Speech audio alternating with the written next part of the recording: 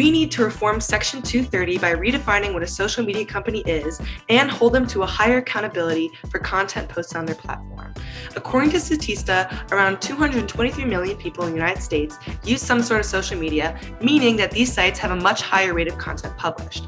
On many of these platforms, hate speech and disinformation run rampant.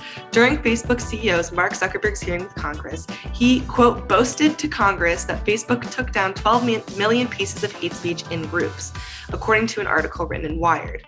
The sheer amount of hate speech posted on Facebook alone is more than an average media company can produce in a day, let alone a year.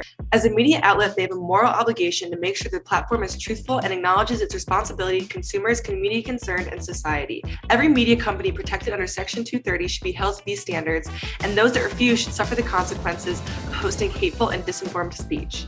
Social media companies need to be held accountable for the speech on the platforms, meaning they must bolster their policies to still be eligible to be protected under Section 230.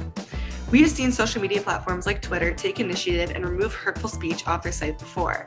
According to Times, Twitter actioned 1,126,990 accounts for hateful conduct between July and September of 2020.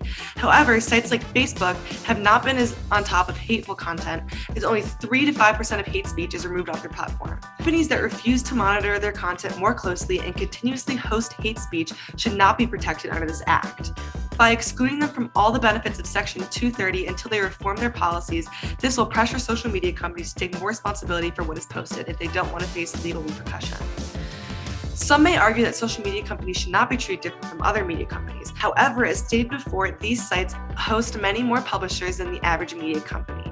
According to an Atlantic article, on average 230 pieces of content are posted on a journalistic media outlet a day. This is far less content published rather than on sites like Twitter that see around 500 million tweets daily.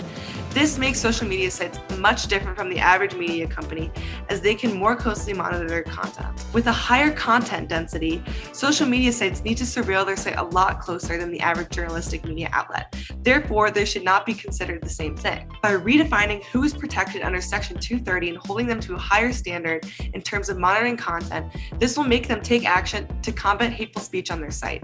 Until these social media companies can make the necessary changes, they should not reap the benefits of Section 230. Thank you.